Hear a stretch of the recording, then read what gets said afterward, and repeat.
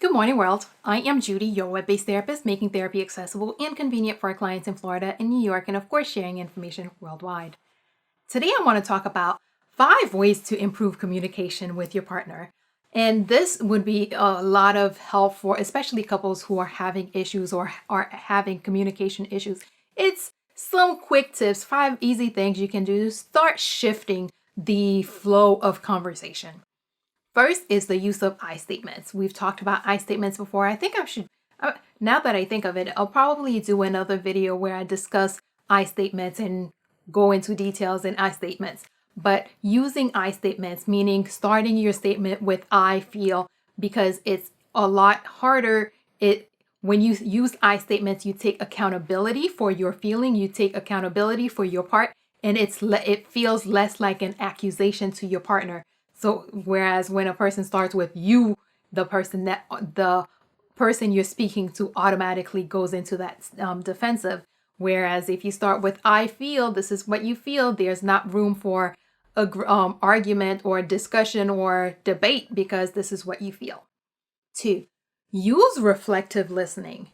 Reflective listening is a tool where before you jump into responding to something, you take the time and repeat what you think the person just said to you, what your perception, what you believe you just heard. You repeat that to the person to get their confirmation that this is what they said. One of the ways this helps a lot is because a lot of times in conversations, we wait for our turn to speak. But if you're going to be reflecting or repeating what you heard, it puts you in a position where you feel like you have to listen to your partner in order to hear what they have to say so that you can reflect, so that you can repeat it back to them. Instead of waiting for your turn to speak, when your partner is speaking, you're actually listening so that you can reflect.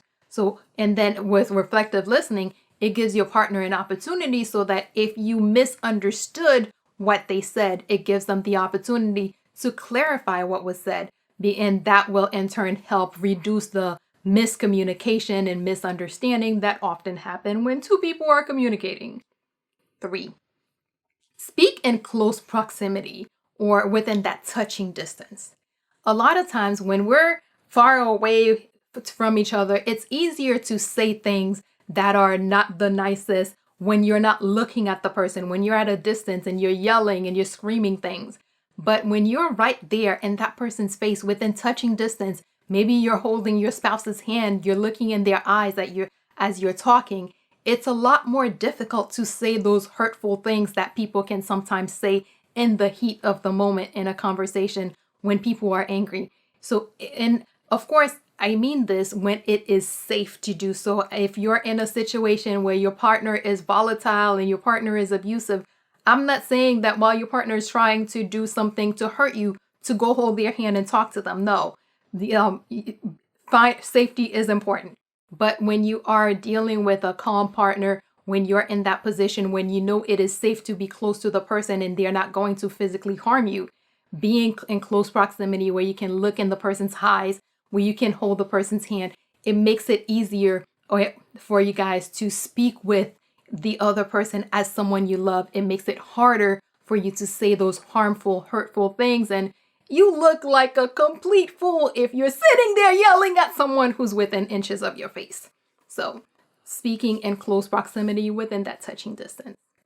4, catch them doing good or using positive feedback.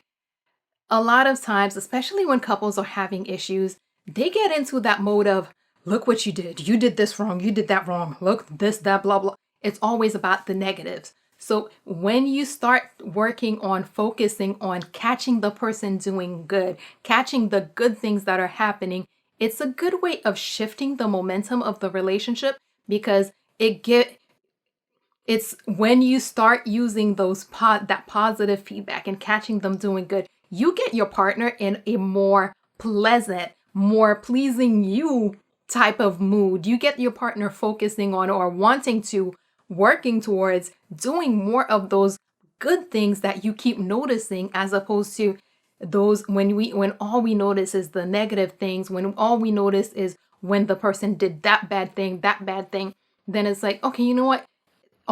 She's only gonna notice when I do bad things, or she's already on me for blah blah blah, or he's already blah blah blah. So what's the point of trying?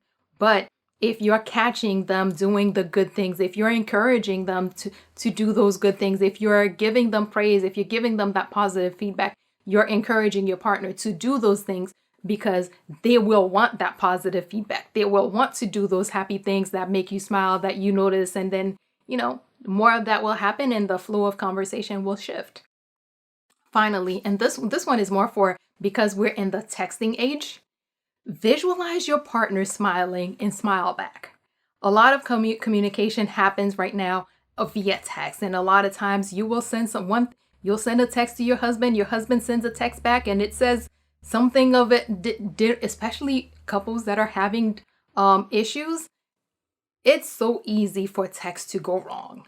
So if you are reading a text or if you're going to send a text, visualize your partner smiling and smile back, because that shifts your mood a bit and puts you in a different mind space, which will allow you to be in that calmer, more pleasant, happy, loving wife, husband kind of mood when you're responding to that message. So before you respond to a message, whether you think your partner meant it in a negative way, whether you think it was whatever, even if it, when you first read it gave you a negative feeling, visualize your partner smiling and smile back before you respond, because that will put you in a different headspace as you're responding. Quick recap.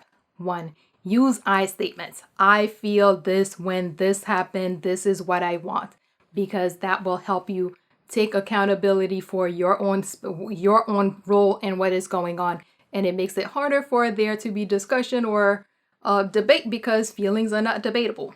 2, use reflective listening, because that forces both parties to listen to what the other person's saying.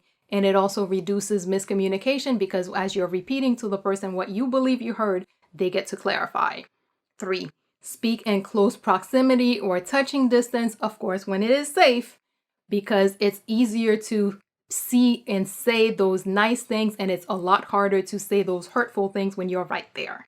4, catch them doing good. Use positive feedback, because when you're talking or speaking positively and having those pleasant conversations, you're encouraging your partner to keep doing those positive things that are getting that positive feedback, instead of when you are all just criticizing each other and just encouraging the negative behaviors.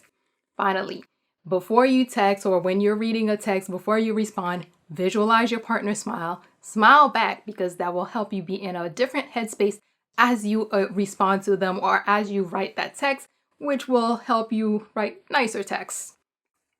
As always, if you or someone you know happens to be going through something that's more than you can handle, please remember that even right now, when many things are so chaotic, there are professionals like myself who are providing remote services, who are available, able, and willing to help. So please figure out who those people are in your community, so that if you need the help, you can reach out and get the help that you need. And that is all we have for today. Good morning, world. Have an awesome day.